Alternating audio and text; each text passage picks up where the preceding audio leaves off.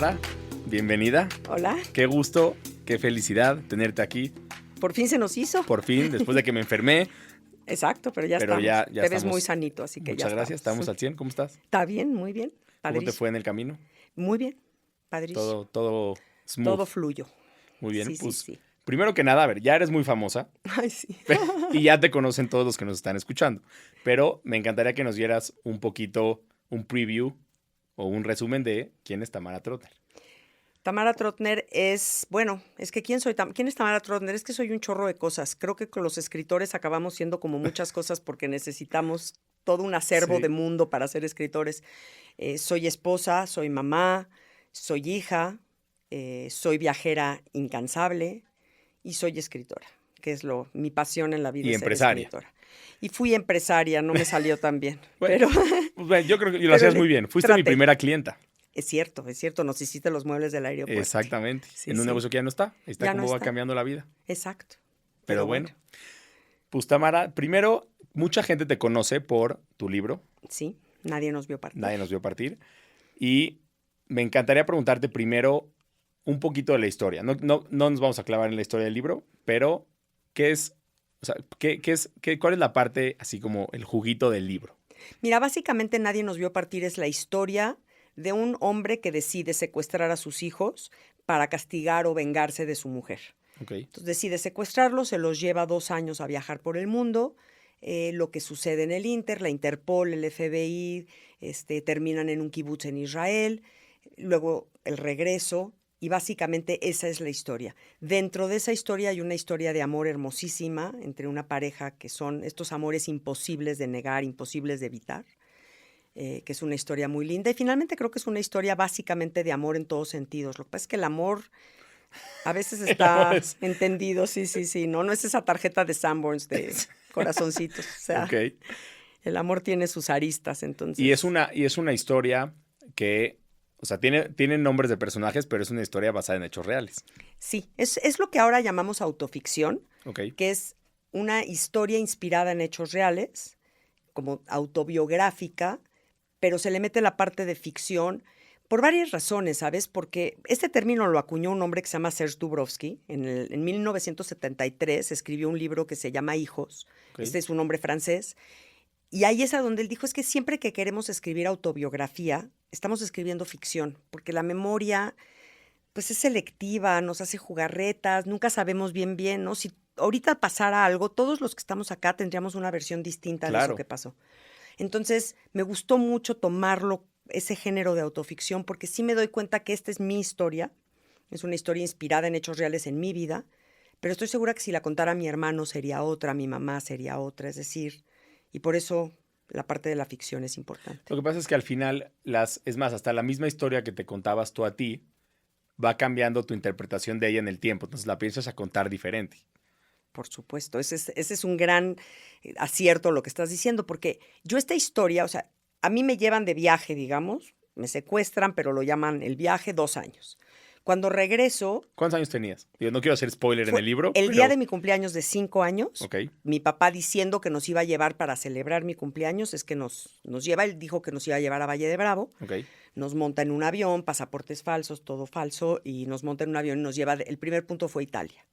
Y de ahí nos seguimos, fuimos a Sudáfrica, fuimos a... Sí, fue interesante, digamos, el trayecto.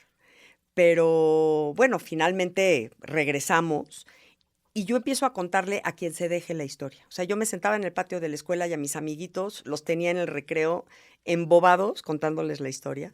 Y luego más grande y a mis novios y a mis amigas y a mis parejas, a todo mundo le contaba yo la historia. Y como tú dices, fue cambiando. Por supuesto, iba cambiando porque yo iba siendo más grande y iba entendiendo cosas que quizá de chiquita no entendía. Iba aceptando otras. Ibas hilando, como uniendo puntos. Sí, vas armando un rompecabezas tal cual, en donde primero decías, bueno, pues ¿por qué no secuestró, no? ¿Por qué estaba enojado con mi mamá? Bueno, pues sí, mi mamá se enamoró de su concuño, pues sí, no está tan chido, pero bueno, pero sí eran una pareja asombrosa, qué bueno que estuvieron juntos, y y vas armando todo este rompecabezas, y realmente decido escribir la novela cuando 30 años después de haber dejado de ver a mi papá, decido buscarlo.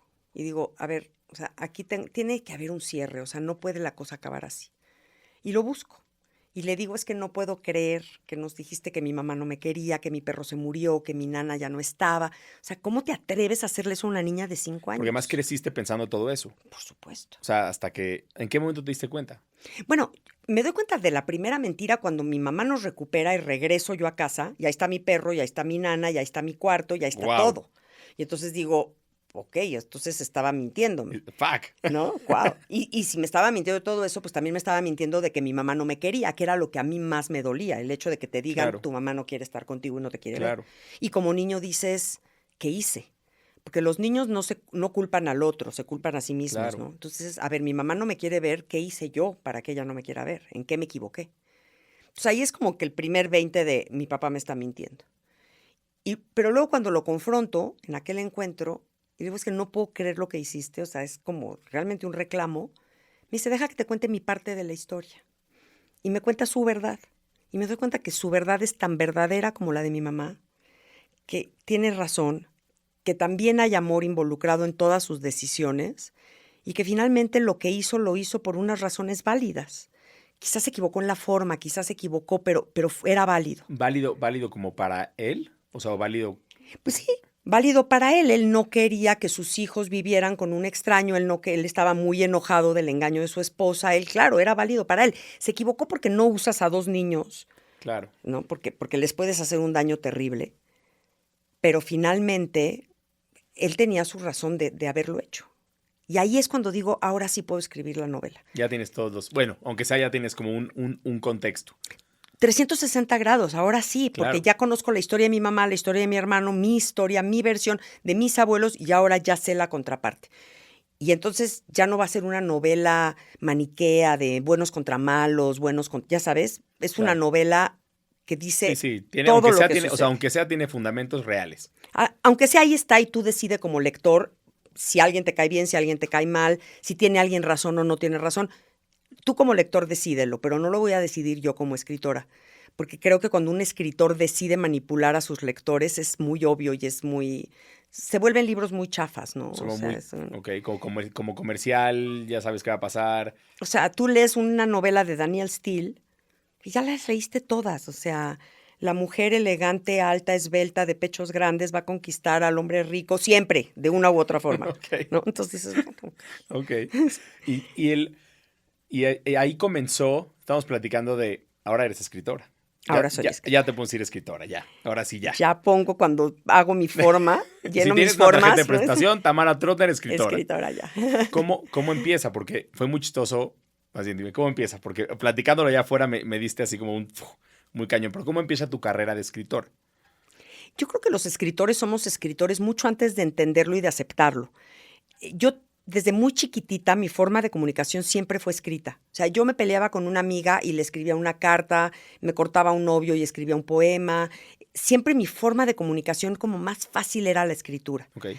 Entonces así me seguí, sin pensar voy a ser escritora, pero siempre usando la escritura como para comunicarme. Y creo que los escritores guardamos en alguna parte ahí del cuerpo como las experiencias, como yo creo que cualquier artista, Jaco. Yo creo que un pintor también lo hace, un escultor, ¿no? O sea, las experiencias, los O sea, motivos, como que los vas como guardando. claro, los vas guardando en alguna parte en donde de repente empieza a haber una ebullición que ya no puedes detener y necesitas sacarlo, ¿no? Rilke, que es un escritor que adoro, escribió un libro que se llama Carta a un joven poeta. Y es un joven poeta que le pregunta al gran maestro, maestro, ¿qué puedo hacer si quiero ser escritor? Y él le dice, si puedes vivir sin escribir, no escribas. O sea, yo creo que Ok. los que somos escritores en general es porque no podemos vivir sin escribir. Yo esta historia la tenía metida dentro de mi cuerpo y necesitaba sacarla.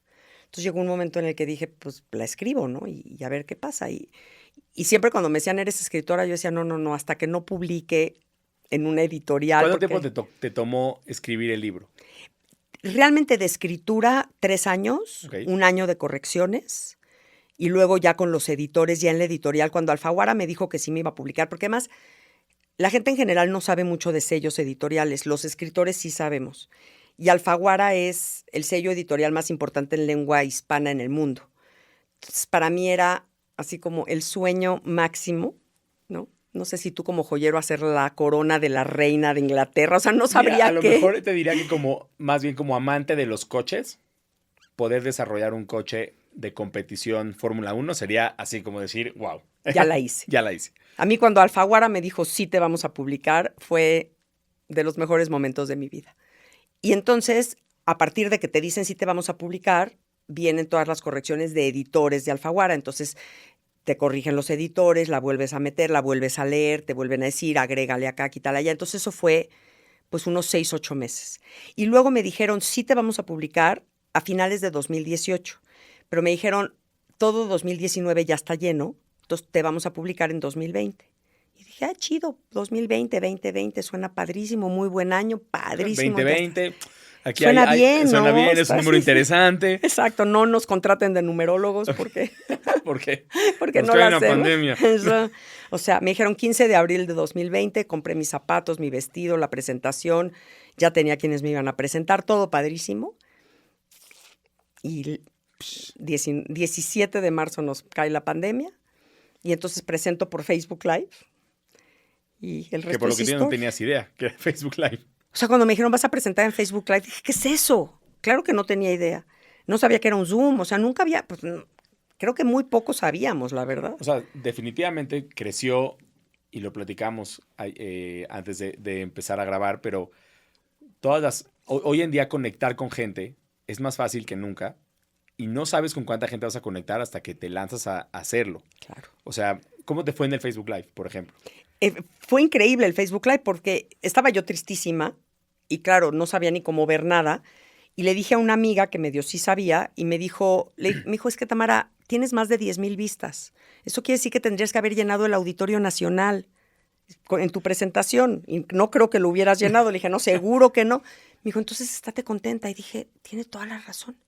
Y a partir de ahí le agarré como amor a este asunto de decir, y ha sido increíble, Jaco, porque he tenido 120, 130 entrevistas, clubs de libro, por ejemplo, que es algo que antes hacían un club de libro y entonces ibas a casa de la señora y eran 7 señoras. Ese recuerdo que yo tengo porque mi hermana tenía un club de libro. Claro, yo he estado además es maravilloso el club de libro de Margot. Pero ahora resulta, por ejemplo, hay una mujer que se llama Maura te recomienda un libro, que es una promotora de lectura, tenía 4 clubs de libro que iba a las casas de las personas y de repente viene la pandemia y tiene creo que 19, pero además en todo el mundo. Entonces yo he estado en clubs de libro con personas de Francia, de Argentina, de España, de Italia. Hubo un hombre que se metió de Sudáfrica. Impresionante, cosas que jamás hubieras podido hacer. O sea, ¿te imaginabas que tu carrera de escritora hubiera comenzado como comenzó? Pues no, porque no sabíamos que esto existía. Pero lo que sí, o sea, en primer lugar, nunca le puse expectativas, ¿sabes? Yo sabía que tenía que escribir esta novela. O sea, lo necesitabas por catarsis. Lo necesitaba por catarsis. Cuando Alfaguara me dice, es una muy buena novela, vamos a publicártela, dije, fregón, ya está. Y de ahí, pues a ver qué pasa. O sea, como que nunca fue con la expectativa de vamos a hacernos famosos, fue con la... Así pasa, ¿no? En los proyectos. Como pues que, yo creo que sí. O sea, nacen de... Pues, o sea, bueno, me imagino que tenías mucho entusiasmo por escribirla. Muchísimo. Porque es padre. Claro. Pero sí, los proyectos, por lo general, pensamos que ya nacen en el pico de la montaña y es todo lo contrario. Claro. O sea, claro. Y los vas construyendo todos los días, porque sí. no fue un tiempo corto de escritura. Bueno, no sé en proporción, no tengo idea, pero... Mira, hay quienes escriben una novela al año, hay quienes tardan 15 años en escribir una novela, o sea, eso sí es bien particular. Okay. Pero, digo, Thomas Mann en escribir La montaña mágica creo que tardó 15 años o no sé cuántos, y luego se le quemó y la tuvo que volver a escribir. Se quemó su casa y entonces se le quemó la novela y claro, no había computadoras, entonces No. se quemó con... Sí, tú te mueres. Esas son historias de horror. Sí. Pero sí, yo creo que 3 años es un número bastante... Mi novela es muy cortita, la verdad es que son 200 y cachito de cuartillas. Es una novela cortita, pero muy trabajada, muy trabajada. O sea, es una novela que cada palabra puesta, cada imagen, cada eslabón fue hecho con muchísimo cuidado, tanto gramatical como literario, como artístico, como de imagen, ¿no? O sea, traté de todas esas partes. O sea, ¿cómo? Es una pregunta muy extraña, pero ¿cómo se escribe un libro? Sí, es una pregunta muy extraña, pero te sientas y lo escribes. O sea, es que... Bueno, voy a ser escritor mañana. Claro, claro, es que la parte de escribir ya el libro, te sientas y lo escribes. Lo que pasa es que yo creo que el trabajo de escritor es previo, ¿no? Es un trabajo que Ok, empieza desde el asombro, que empieza desde cuando algo te asombra, cuando algo te llama la atención y entonces empiezas a investigar o empiezas a como a gestarlo. Es como tener un hijo, es como tener un bebé. O sea, sí, el momento de gestarlo está muy padre y son 10 minutos muy ricos, pero o más o menos, yo no sé. No voy a cuestionar a nadie. este, depende, bueno, O sea, todos los que están ahí. yo no sé cada quien que decida, pero el proceso después de que el bebé crece, de que el ultrasonido, de que es Claro, chiquito, o sea, ese es un proceso que tiene que ir creciendo adentro de ti, ok. ¿no? Y leías mucho, por lo que me platicabas. Soy una lectora voraz, desde que tengo 8 años no he parado de leer. ¿Cuál es el libro que más te marcó? Es difícil, es difícil. El escritor que más me ha marcado es Dostoyevsky, Ok, porque creo que Dostoyevsky es un escritor que contiene absolutamente todas las emociones humanas en sus novelas. Crimen y Castigo y Los Hermanos Karamazov son dos novelas que me apasionan. Pero después han habido muchos libros que me han marcado. El Principito, que en algún momento lo mencionaste. El Principito es uno de mis libros de el, cabecera, o el sea, Principito es un manual de vida. es un manual de vida, es una joya de libro. Y de ahí para el real, ¿sabes? O sea, adoro las novelas de Guillermo Arriaga, me parecen extraordinarias y son de estas que me apasionan. Básicamente siempre trato de estar leyendo clásicos, por un lado, y gente nueva, lo que sale ahora, por otro, para estar como al día, pero nunca perder de vista los clásicos, porque los clásicos son los que, o sea, Faulkner y Borges y Rosario Castellanos y Silvia Plath, o sea, son escritores que no puedes dejar de leer si Ok. quieres, sobre todo si quieres ser escritor. Yo creo que un escritor que no lee nunca va a poder ser un buen escritor. Y como escritora ahora del tema del libro, porque ahora me quiero meter un poco a la parte más personal, Con mucho gusto. este, después de la catarsis de escribir el libro, ¿qué cambió en tu vida?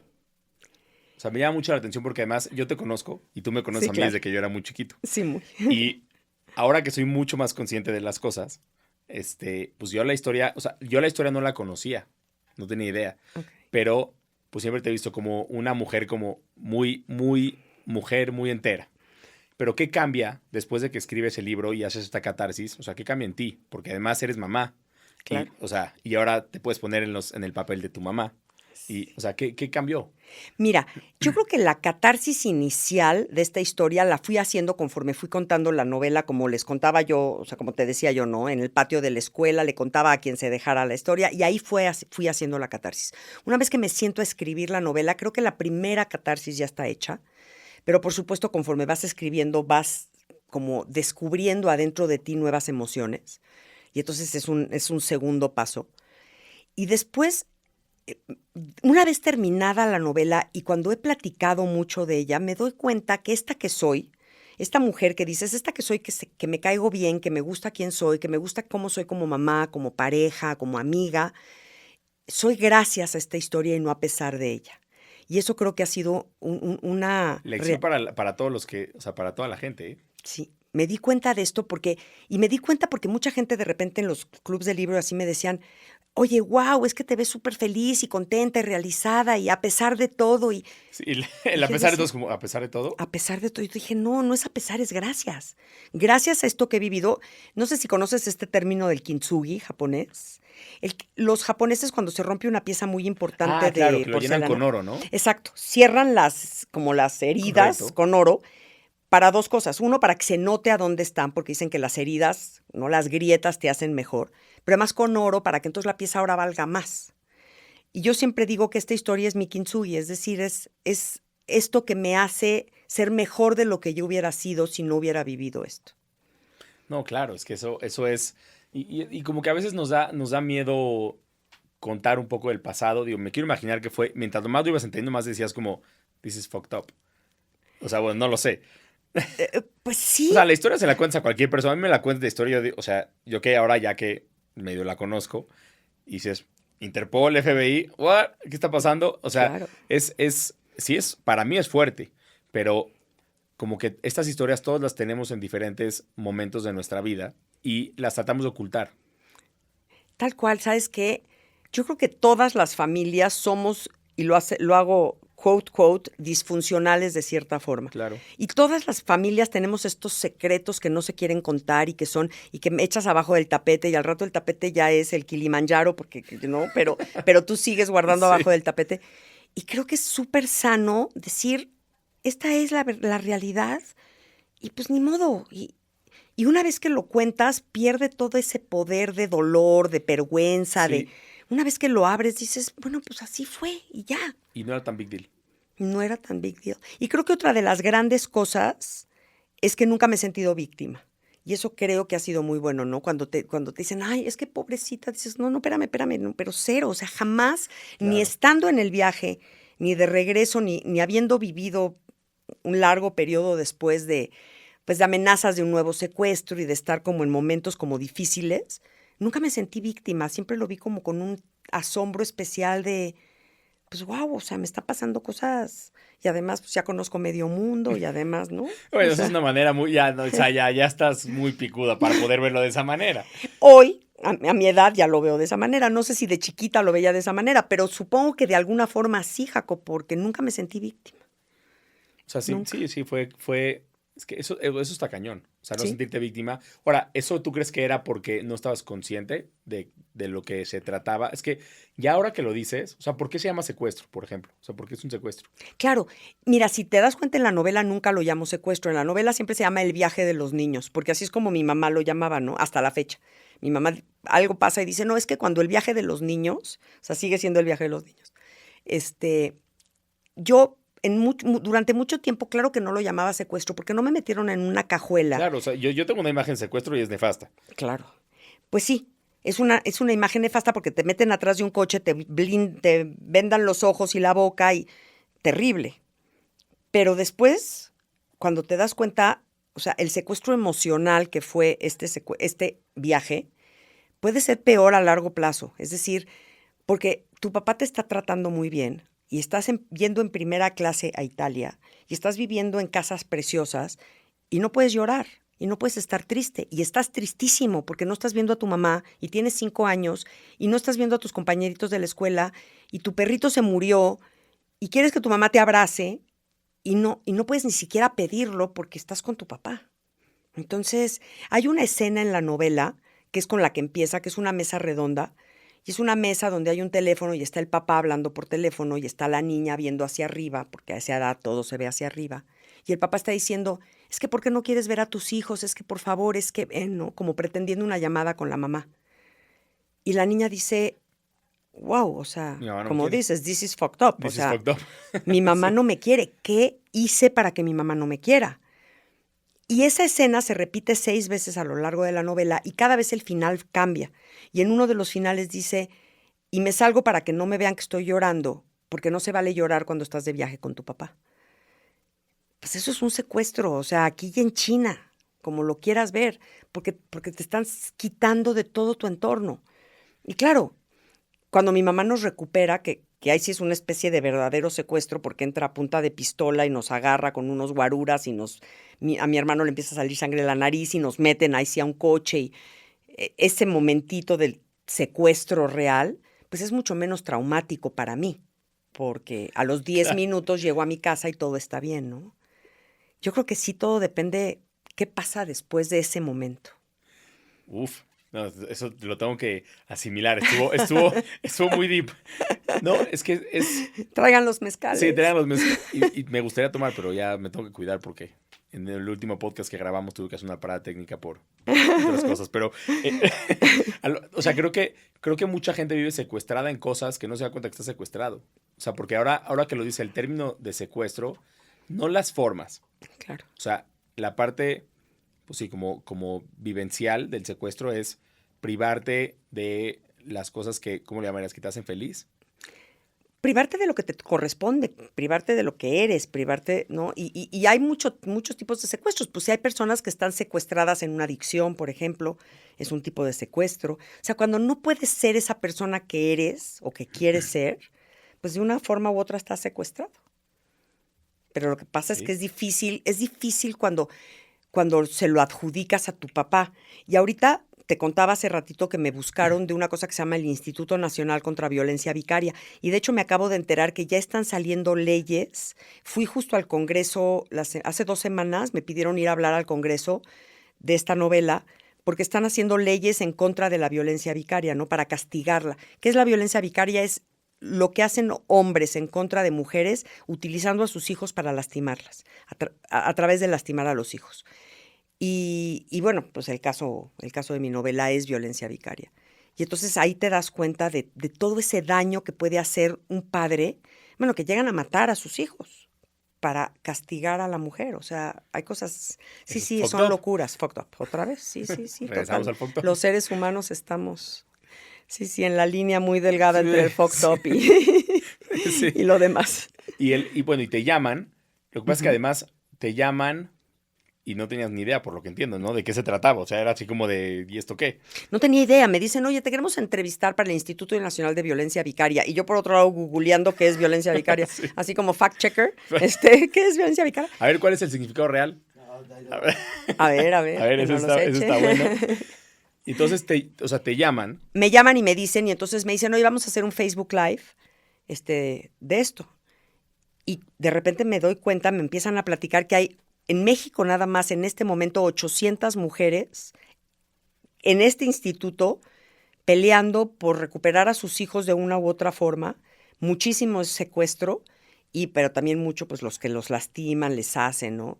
Y estas mujeres que están desesperadas por recuperar a sus hijos y buscando en mí un poquito como una respuesta, un poquito como una lucecita ya al final de un túnel que es bien oscuro, caray. Y es una responsabilidad que te hayan, o sea, te sientes como con una responsabilidad grande de saber que o sea, que están buscando eso en ti, están depositando como cierta fe en ti.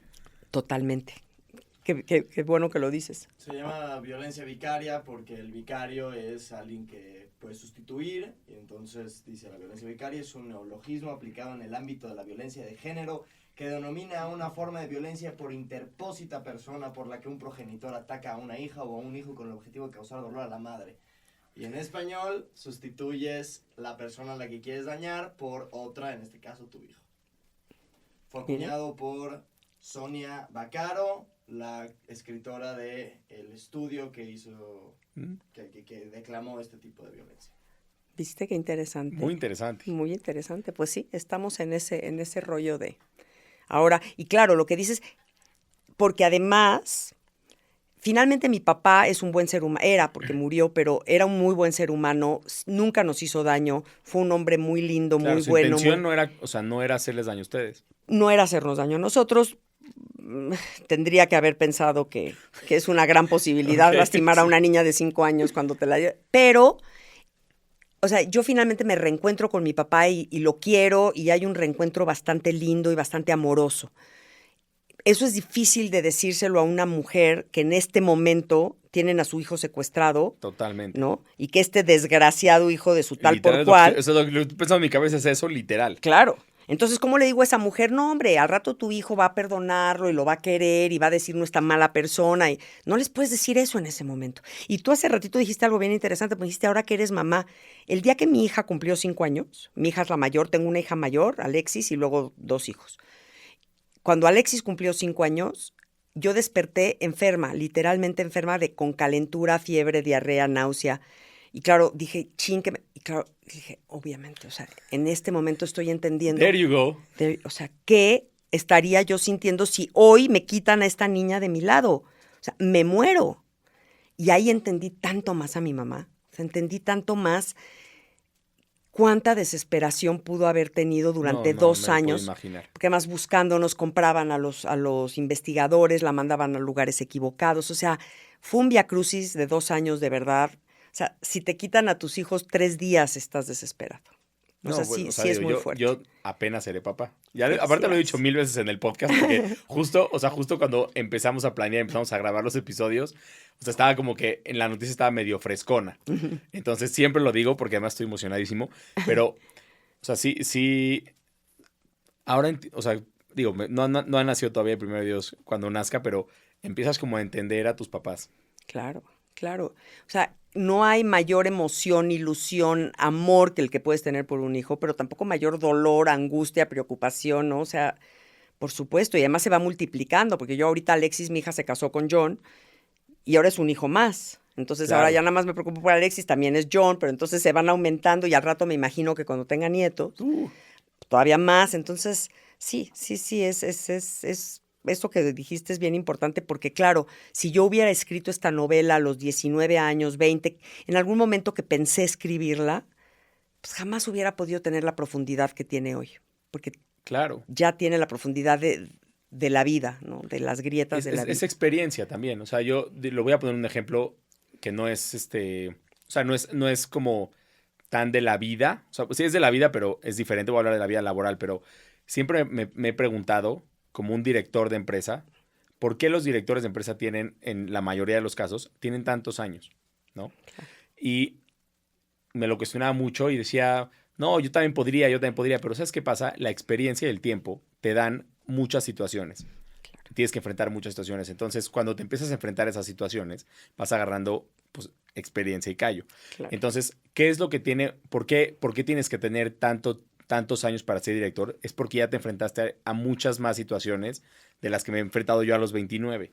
Por supuesto. Y eso que dices de por qué ahora, o sea, por qué no escribir la historia a los 20 y por qué ahora, porque ya tienes más experiencia. Claro, además creo que tienes esta madurez de entender, y no sé si tú a los 29 ya lo entiendas, quién sabe, pero llega un momento en el que empiezas a entender que no existen verdades absolutas 100%. y que no podemos enjuiciar, y que cuando a mí llegan y me empiezan, ya tú supiste que y me empiezan a contar un chisme, y pregúntaselo a tu mamá que me conoce perfecto, me volteo y me voy. O sea, no le entro a un chisme porque entiendo el daño que puede hacer, porque entiendo que yo estoy emitiendo un juicio en contra de alguien y no conozco su versión. No conozco todos los lados Claro, y todas no las puedes partes opinar de si una no sabes, historia, o sea, ¿no? Sí, no, Y nunca totalmente. sabes, Y Jaco, nunca sabes. Tienes que estar allá adentro para saber. Totalmente. Y de todas maneras, nada más sabes tu punto, no el otro. Claro, y además si le dieras un consejo lo vas a dar desde tu, como dicen, desde tu shit. Exacto, totalmente. Entonces, sí, eso yo creo que esa madurez es la que sí me llevó también a escribir esta novela desde un lugar mucho más, pues mucho más, no quiero usar la palabra sabio porque no soy sabia, pero creo que sí el momento de escribirla fue un momento sabio, un momento de sabiduría. Y ahora sí que solo tú sabes. Ahora sí que yo solo sé. Y el otro día platicaba con mi hermano porque me dijo, oye, hermana, es que esto que pusiste en tu novela, no sé qué. Le dije, oye, escribe tú tu novela. O sea, a mí déjame en paz con la mía, ¿no? O sea, y Eso estuvo bueno. Sí, claro. Dije, estoy totalmente consciente de que este punto de vista es el mío, absolutamente solo Claro. mío. Nada más mío. No, y así debe ser. O sea, tenemos que tener la humildad suficiente para decir, o sea, esto es lo que yo pienso de lo que yo sé, como yo lo sé. Sobre ¿no? todo en autoficción, porque si yo estuviera escribiendo novela histórica, pues bueno, te tienes que ir a los medio fact-check, que además tampoco nunca le atinas. O sea, porque además la historia está escrita por quienes ganaron o sea, nunca vas a tener... Claro, eso que dices es muy cierto. Eso, ¿dónde? No me acuerdo dónde lo escuché, pero es verdad. O sea, por ejemplo, todas las historias griegas o sea, ¿cómo se llama?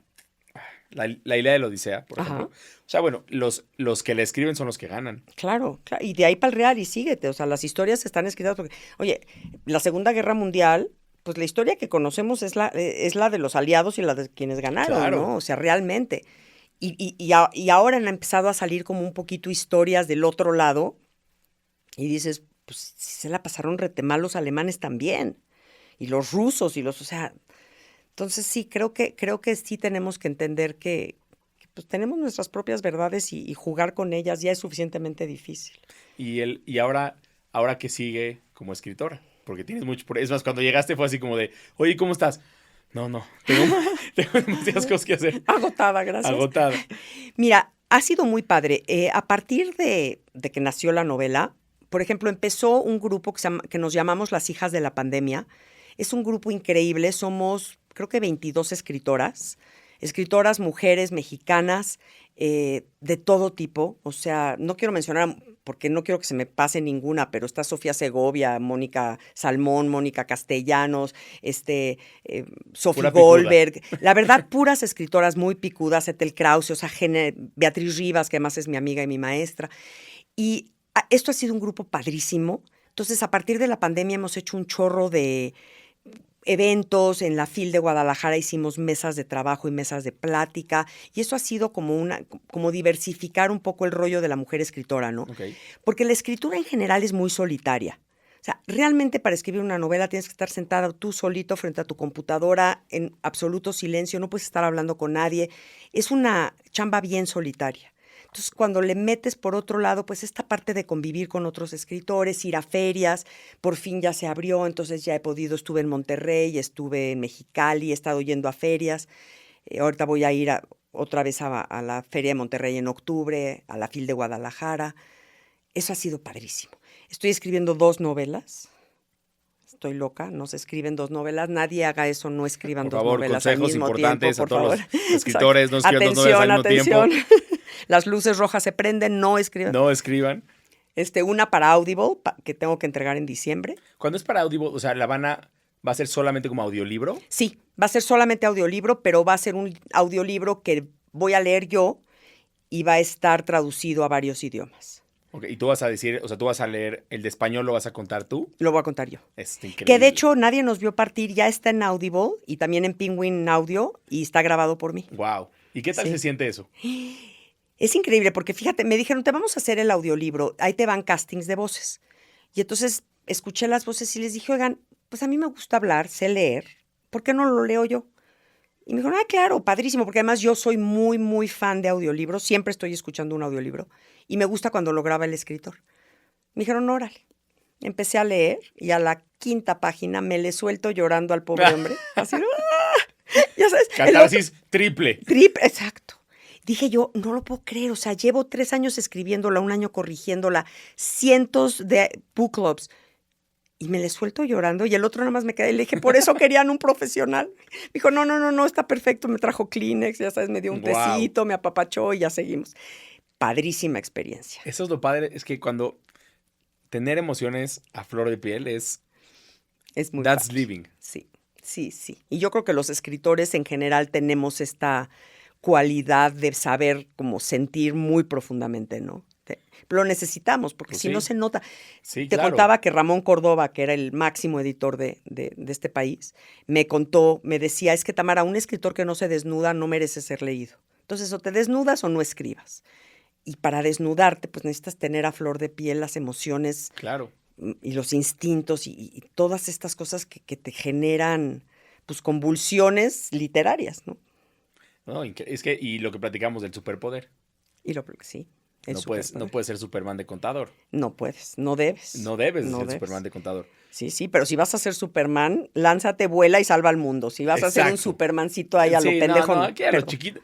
Está bien, aquí se puede decir como viene, no te preocupes. Digo, nada más sí, el superpoder sí úsalo de veras como superpoder. Y además hay que tener valentía, porque lo que me decías cuando estábamos platicando es que, o sea, tú tuviste que de alguna manera hablar de gente y, o sea, lo escogiste, dijiste, o sea, si lo voy a hacer, lo tengo que hacer tan real que puede ser que esto, o sea, no es que tenga consecuencias, pero pues sí vas a ventanear un poco. Totalmente. ¿Sabes qué? La autocensura es como la primera gran piedra que se te presenta cuando vas a escribir una historia tuya, ¿no? Esta autocensura de, no, mejor no digo y mejor. Una vez que sobrepasas esa autocensura de ti mismo, pues ahora viene, como dices, todos los demás. O sea, yo hablo de mi mamá, y hablo de mi papá, y hablo de mi hermano, y hablo de mi familia, y hablo de la comunidad judía en México, y, o sea, sí pico muchos botones. Claro. Pero yo creo que tienes que tomar la decisión, y sí aclaro en la novela, esto es ficción, y lo tengo muy aclarado en la novela, y los personajes no son personas, son personajes. Y no, ¿sabes? Entonces muchas veces en los clubs de libros me dicen, es que muero por conocer a Valeria. Claro que mi mamá no se llama Valeria. Pero les digo, bueno, pues ojalá algún día la conozcas. Sí, ahí ¿no? me la presentas. Exacto. Y entonces tienes ahorita la novela con Audible, que se me hace que está increíble. Y además, qué increíble que la vas a narrar tú. Sí, está padre. ¿Y la otra? Y la otra es una novela que ya tengo prometida en Alfaguara, que es un proyecto que está... nunca hablo de mis proyectos, entonces no te voy a decir, pero es un proyecto muy divertido, muy padre. Y algo que no te pregunté es, ¿cómo llegaste a Alfaguara en primer lugar? Conocí a Ramón Córdoba de súper casualidad en una presentación. Beatriz Rivas y Federico Treger, que además los adoro, son muy amigos ahora, estaban presentando su libro Amores Adúlteros. Y fui a la presentación y Ramón Córdoba era pues el que lo estaba presentando porque es de Alfaguara el libro. Y volteé y lo vi y le dije a mi mamá estaba ahí, y le dije, ay, ve ese Ramón Córdoba, me moriría por conocerlo. 5 minutos después pasa Ramón Córdoba junto a la mesa, mi mamá se le avienta al cuello, lo abraza y le dice, me muero por conocerte. Y yo casi me muero. O sea, Ramón se moría de risa porque me decía, Tamara, nunca he visto una cara de trágame tierra como la que pusiste. Los papás, de verdad. O sea, dije, no puedo creer que mi mamá le esté haciendo, o sea, es el editor más importante de este país. Pues, oye, Ramón, tengo una novela que no era esta, fue una novela anterior. La recibió, la leyó, no le gustó, me dijo, encuérate, si no te encueras no te voy a leer. ¿Te dijo así nada más no me gustó o fue así como un poco más tough? Fue un poco más tough. Okay. Sí, o sea, me la devolvió y me dijo, esto es una mierda. Literal. Me dijo, pero tienes muy buena pluma, eres muy buena escritora. Desnúdate, atrévete. Sí, es que así es. Y entonces dije, va, me desnudo. Y entonces cuando acabé la segunda, ya era yo amiga de Ramón y entonces ya se la di y llegué gracias a él a Alfaguara. Luego él murió en el Inter, antes de que se publicara mi novela, murió intempestivamente horrible. Pero bueno, me cacharon Mayra González y Fernanda Álvarez, que son 2 maravillosas editoras también de Alfaguara. Ellas me cacharon, me apapacharon, me consintieron y me publicaron. O sea que, pues, a Ramón lo extraño desde el fondo de mi ser, pero Mayra y Fernanda son lo más. Ese es el tipo de gente que como que te marca y sientes que está... O sea, no sé si sientes que le debas una, pero como que pusieron esas personas que cambiaron un poco el rumbo de tu vida, ¿no? Son parteaguas en tu vida. Y él siempre me decía, Tamara, no te preocupes, yo te estoy llevando de la mano. Porque yo le preguntaba, Ramón, ¿pero qué tengo que hacer? Yo te llevo de la mano, tú tranquilo. Entonces, cuando se murió de repente, o sea, yo comí con él el martes, lo fui a dejar a su oficina. ¿Estamos hablando de la semana pasada? No. Estamos hablando de hace 2 años, poquitito antes de que saliera la novela. Fuimos a comer, lo fui a dejar a su oficina y en la noche se murió. O sea, al día siguiente yo amanecí con la muerte de Ramón. Sí, fue horrible. No, horrible. Horrible. Pero bueno, gracias a él entré a Alfaguara y sí es, pues ya, o sea, Penguin Random House es una casa editorial que es muy, muy grande, es la más grande del mundo. Y de todas maneras te hace sentir familia, ¿sabes? Eres parte de esta familia enorme te consienten, te cuidan, te invitan a cosas. Es decir, te hacen sentir como parte de este mundo editorial que es precioso. Entonces, ¿cómo es la vida de un escritor? La vida mía, te puedo contar, porque no sé de cualquier escritor, pero yo básicamente, bueno, yo me despierto en la mañana, o sea, me despierto tempranito. O sea, y medito. La rutina de Tamara, venga. Tamara se despierta y lo primero que hago es, me meto a bañar y luego me pongo a meditar. Medito entre media hora, 40 minutos, dependiendo del tiempo que tenga. Luego me voy a mi clase de yoga. Adoro yoga. No, o sea, es súper zen. Me encanta. Es que esa parte, ¿sabes? Que si empiezas tu mañana así, luego todas las locuras que van a venir. Siempre vienen. Siempre vienen. Yo estoy de acuerdo contigo. Yo también soy igual de empezar. O sea, para mí mi meditación es hacer ejercicio. Buenísimo. 5:20 de la mañana me despierto. Empiezo a entrenar a las 6. Pero ya sé, o sea, como dices, ok, ahora sí ya. Venga, ya estoy listo. Claro, vienen los madrazos porque vienen el tráfico, el policía, el otro, todo lo que va a pasar. Entonces, si ya estás con un ratito zen, está bueno. Sí. Entonces practico yoga. Luego me llevo a pasear a mi perro, que esto es algo que incluí. Renzo, mi perro, que es lo máximo en el mundo. ¿Qué raza es tu perro? Weimaraner. ¿Cuál es eso? Estos grises grandotes que son parecidos, son familia de los Vizsla, son parecidos a los Grand Danés, pero más chiquitos. Ya. Ay, es la cosa más bella del mundo, mi perro. Ok. Entonces, básicamente, llevo a pasear a mi perro y ya luego, dependiendo qué haya en el día, o me siento en ese momento a escribir y ya me sigo escribiendo, o voy a comida o lo que tenga que atender y regreso 4 o 5 de la tarde y me pongo a escribir hasta antes de dormirme. O sea, sí trato de escribir 3, 4 horas diarias de una u otra forma. ¿Y duermes? Duermo muy bien. Muy bien. O sea, ¿lo recomendarías como ejercicio de oye, ¿quieres dormir? Échale un escribir. O sea, yo creo que lo que pasa es que quitas cosas de tu cabeza. Claro. Siempre, no te dicen, es que si está rumiándote la cabeza, dándote vueltas el hámster, pues escribe las cosas y entonces te las sacas de la cabeza. Entonces yo creo que si te sientas a escribir, y pues ya luego siempre con mi esposo a veces vemos una serie o vemos algo, si ya es muy tarde nos sentamos cenamos juntos y nos dormimos, pero es un día como muy completo de puras cosas que me encanta hacer, entonces. Ahorita me quedé pensando, ya llevo como un par de minutos pensando en algo, pero A lo mejor es una pregunta un poco deep. ¿Cuál es el significado de familia? O sea, ¿qué significado le das tú a familia? Para mí mi familia es lo más importante que tengo. O sea, yo creo que sí es esta base, esta como estructura que te va a sostener en todas las locuras o en todo lo que te sucede en la vida, pero esa base siempre va a estar ahí firme. Para mí es mi familia. O sea, mis 3 hijos, 4 con John, mi marido, Saludos mi perro, saludos, mi mamá, que es importantísima, mi hermano. O sea, toda mi familia, y claro, bueno, ya toda mi familia política, que después de 35 años de casada. Cuando ya son más familia que... Ya son mis cuñados, mis sobrinos, todo eso, pero mi familia nuclear, o sea, mis 4 hijos y mi esposo, sí son lo que me da centro, sí son lo que me da sentido, sí son para quienes todo lo demás que va sucediendo en mi vida, compartirlo con ellos es lo que le da sentido, ¿no? Creo que esta vida de gente muy solitaria y de repente sucede mucho en los escritores, que se aíslan y acaban completamente como que empujando al resto del mundo hacia afuera. Yo no, yo soy muy gregaria. Mis amigos, tengo una tribu de escritores que amo. Tribu y familia, ¿cómo se diferencia una tribu y una familia? Sí es bien distinto, porque en una tribu nunca tienes máscaras y nunca tienes compromisos. Los roles que juegas en una familia sí te generan ser la mamá, ser la esposa, ser la hija. ¿Como una jerarquía?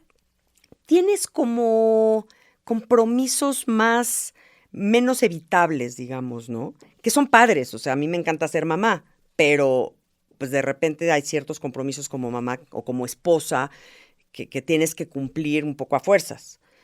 Y con una tribu, por lo menos con mi tribu, es aquí estoy tal cual, 0 máscaras, 0 posturas, 0 nada, es simple, es solamente gozar, es un goce absoluto. Ser tú y va. Y ya, y ser aceptada al 100% y jamás ser criticada y es una delicia, es un goce.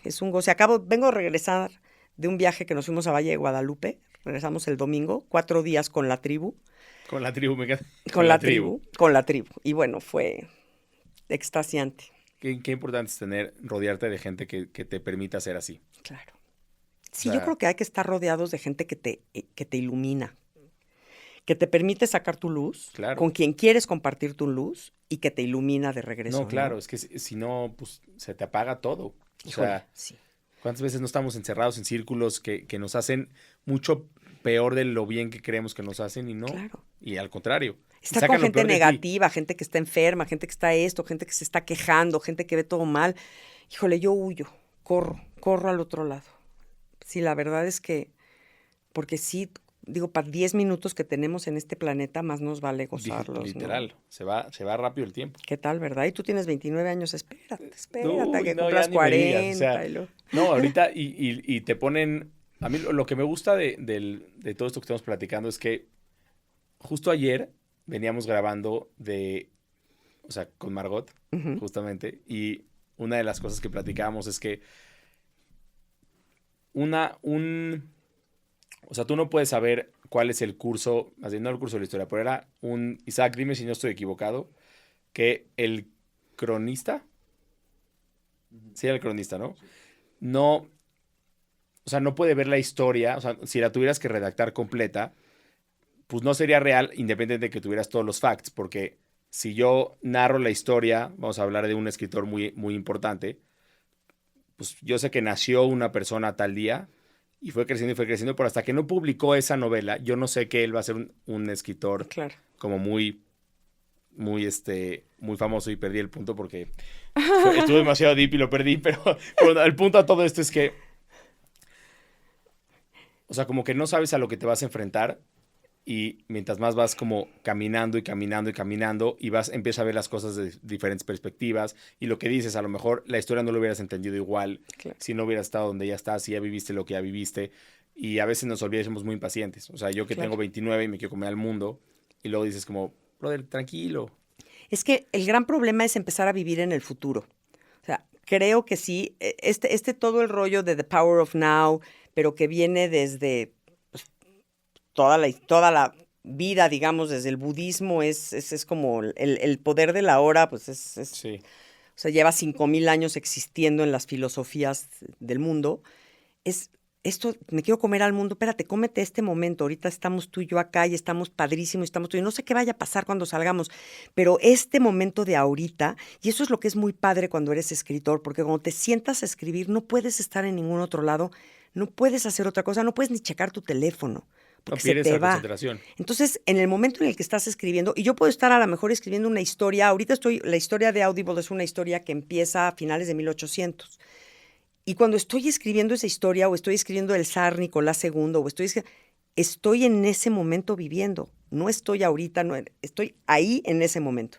Entonces, sí creo que el ahora, porque eso que decías, ¿no? El cronista no puede, pues claro que no. O sea, tú puedes ver lo que está pasando hoy y ver hacia lo que ya pasó, pero no lo que va a pasar. Entonces, y queremos comernos al mundo en un futuro que no existe.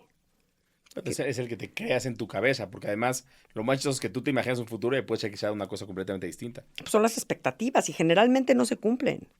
Generalmente no son como queremos que sean. Porque no son, o sea, es que lo que queremos no necesariamente es lo que necesitamos o lo que...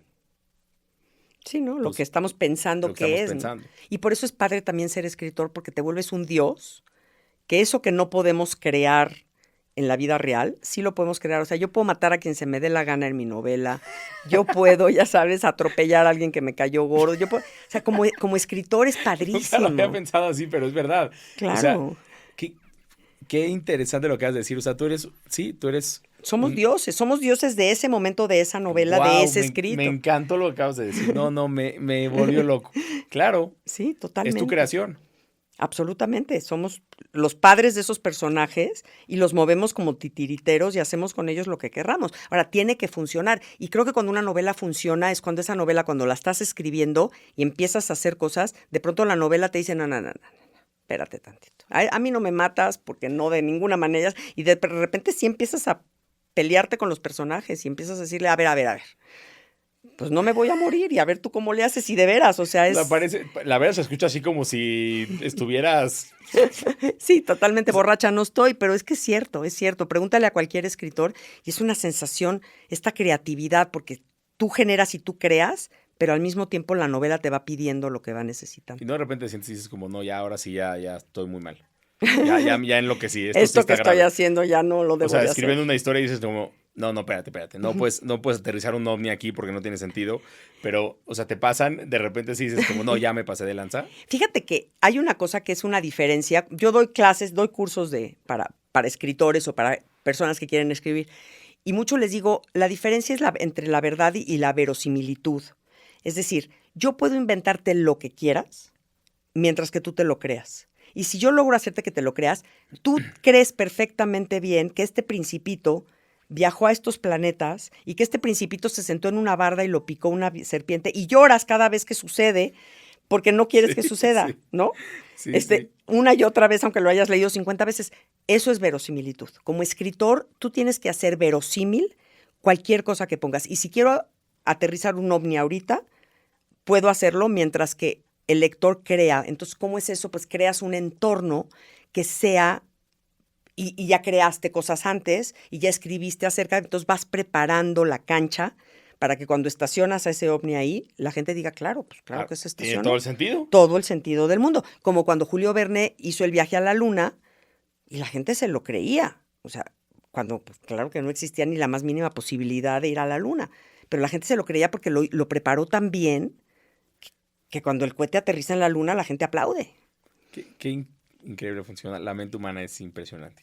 Es padrísima, es padrísima. Sí, la verdad es que, y lo poco que sabemos, ¿no? Pero todo lo que hay ahora de estos podcasts, todo esto, todas las masterclasses, todo lo que además a partir de la pandemia creo que fue como exponencial el crecimiento de todo esto y es maravilloso. Y yo creo que, voy a hablar desde mi perspectiva, pero yo creo que la pandemia nos enseña, uno, que la vida se va en un segundo y no sabes lo que puede pasar. Dos, o sea, no voy a decir, no porque la pandemia no sea tan grave, pero cuando empieza a poner en perspectiva las cosas, no son tan graves como crees. No hablar o sea, no en particular lo que pasó y toda la gente que se nos fue de este mundo, claro, pero más bien hablando de los miedos y los problemas, dices, fuck it. Sí. Y es que fue terrible, o sea, lo que sucedió y a cada una de las personas que hayan perdido a algún ser querido, es irreemplazable, ¿no? Y es terrible. Sin embargo, sí creo que como evento mundial, la pandemia tendría, y todavía no estoy segura que esté sucediendo, pero tendría que darnos una enseñanza para volvernos una mucho mejor humanidad. Totalmente. Creo que no está funcionando, pero ojalá, como dices, hoy no lo sabemos porque somos estos cronistas viviéndolo en el momento, ojalá nuestros hijos, nuestros nietos, sí digan, mira, es que a partir de la pandemia, digo, con estas jaladas de Putin y todo lo que está pasando ahorita, no pareciera ser lo óptimo, pero Claro. Vamos a ver qué. Mira, para mí siempre, no sé en qué película lo vi alguna vez, pero me encanta la idea de que hay en una de las escenas donde hay una amenaza extraterrestre.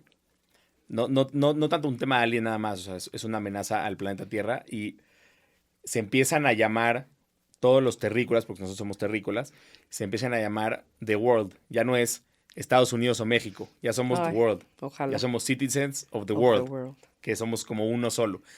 Puta, si eso se lograra, o sea, yo creo que... Pero no nos gusta ponernos de acuerdo, ese es el problema. Mira, creo que tu generación, nosotros ya, mi generación, ya la fregamos. O sea, mi generación ya hicimos mierda a este planeta, tanto en la parte de la naturaleza, como en la parte de la política, como en la... O sea, nos hemos dedicado a desgraciar el planeta. Ni modo. Ya se los heredamos a ustedes. Ahora ustedes son esta generación, porque tú eres de la edad de mis hijos, y yo creo que sí son una generación mucho más consciente, mucho más abierta, mucho más ciudadanos del mundo. Sí creo, sí tengo fe en que ustedes van a lograr darle la vuelta a esto antes de que esto se vaya totalmente a la fregada, porque no se ven bien. Hay una frase de Dostoyevsky, Isaac, dime si un fact check, no sé cómo se llama, pero habla de, y no sé si es Dostoyevsky, espero que sí. Habla de que, a lo mejor es una tontería. No sé si es una frase no sé si existe. Pero dice que la tolerancia va a llegar a tal nivel, a ver, búscalo así, a ver cómo termina, que los inteligentes no van a poder opinar por dañar a los imbéciles. Así dice, literal. A ver, checa si es más o menos así. Es de Dostoyevsky y dice... La tolerancia llegará a tal nivel que las personas inteligentes tendrán prohibido pensar para no ofender a los imbéciles. Wow. Esa frase me tiene preocupado porque sí creo que hay tanta tolerancia, o sea, no voy a decir tanta tolerancia, pero hay tanto todo con pincitas. Sí. Que entonces, pues, a ver, yo creo que la vida se trata de que lo que parece que es muy tough para uno, no es que sea muy tough, es que probablemente es una verdad que te pega. Claro. Y te duele. Y claro. Si no nos decimos las verdades, entonces tampoco construimos nada. Claro, es que hemos llegado a un momento en el que todo lo políticamente incorrecto es tanto que ya de repente, o sea, ya no puedes decirle a una mujer porque no vaya a ser que sea hombre, pero en realidad parece mujer, pero entonces transgénero, pero entonces... Y hay tanta precaución que esta generación de cristal se rompe a la primera. Y eso es también cierto. O sea, sí se ha generado todo este... Claro, yo creo que también es consecuencia de que hemos sido tan fregados. Ahorita voy a presentar el jueves en el Museo de Memoria y Tolerancia una novela que es de Gabriela Riveros acerca de la Inquisición. Se llama Olvidarás el fuego. Y habla de cuando llegan los españoles a México, y llega también la Inquisición, ¿no? Pero llega, cómo lastiman a los nativos de este país, o sea, las cosas que hacen que son de veras intolerables. Y de ahí te sigues, porque esto es en 1560, y de ahí síguete pues hasta la Segunda Guerra Mundial y el Holocausto y todos los genocidios. Claro. Entonces, claro, llega un momento en el que ahorita ya todo es políticamente incorrecto porque no vayas a lastimar a nadie, no vayas a decir este es mal. Entonces les toca a ustedes otra vez, o a lo mejor a tus hijos, decir, a ver, espérame. O sea, yo le puedo decir, o sea, hablarle bonito a la gente, pero de todas maneras, como dices, hacer lo correcto. Sí. O sea, no por no lastimar, voy a hacer cosas que no son correctas para el planeta o para la humanidad. Sí, yo creo que es algo que todos tenemos que trabajarlo. Sí, caray. Pues para eso ayuda mucho la lectura. Creo que leer a los filósofos. Lo que pasa es que te pone o sea, te fricciona y te encuentra con las teorías o con las cosas que ya tienes programadas en tu cabeza. Entonces escuchas diferentes puntos de vista que te tienen que poner a cuestionarte. Sí, te tienes que flexibilizar. Y claro, el problema es que ahora nos dedicamos a solo leer aquello que va de acuerdo a nuestra visión, ¿no? Y entonces... Claro. Y te llegan estos anuncios de Facebook, de lo que a ti te gusta, y de Instagram. Y te privas de todo lo demás. Entonces, no te abres a todas estas otras opiniones. Y, por ejemplo, este mundo que te digo ahorita de las hijas de la pandemia, este grupo de mujeres, somos tan diversas que de repente se me ha abierto un mundo completo de distintas opiniones. Entonces, también llevarte con gente distinta, Jaco. De repente veo estos grupitos de amigos que están mucho en la comunidad, así de con los que estuviste en primaria, secundaria, prepa, te casaste al mismo tiempo, te fuiste de luna de miel con ellos y sigues Por Dios, ábrete tantito, porque si no, nunca vamos a lograr meter otras visiones en este planeta que lo que necesita son ciudadanos del mundo. Te voy a dejar para concluir con una pregunta que me gustaría que la respondieras. Con mucho gusto. Y a lo mejor es una respuesta que pues, no cambiaría nada, ¿no? Pero ahora con todo lo que sabes, con todo lo que ya te tuviste de catarsis, ¿qué le dirías a Tamara, a alguna Tamara en el tiempo, la que tú quieras? Puede ser la de 5, la de 7, la de 9, la que quieras. ¿Qué le dirías con lo que sabes hoy sobre la historia de tu libro? Creo que lo que le diría a todas las edades, pero sobre todo a la Tamara de 5 o 6 años, es vas bien. O sea, that's the way. Sí vas por buen camino. Síguele por ahí. Porque creo que he sido desde muy chiquita una persona que tiene mucha confianza en mi instinto, en mis sensaciones, en mis emociones. Entonces creo que me aplaudiría y me diría, vas bien, don't worry. Qué chingón, me encantó, me encantó. Pues bueno, Tamara, gracias. Jaco, gracias. Me encantó platicar contigo, de verdad. Wow. Se me fue volado, qué rico. Sí, estuvo fantástico y pues bueno, ojalá que lo disfruten, lo hayan disfrutado y pues nos vemos en el siguiente.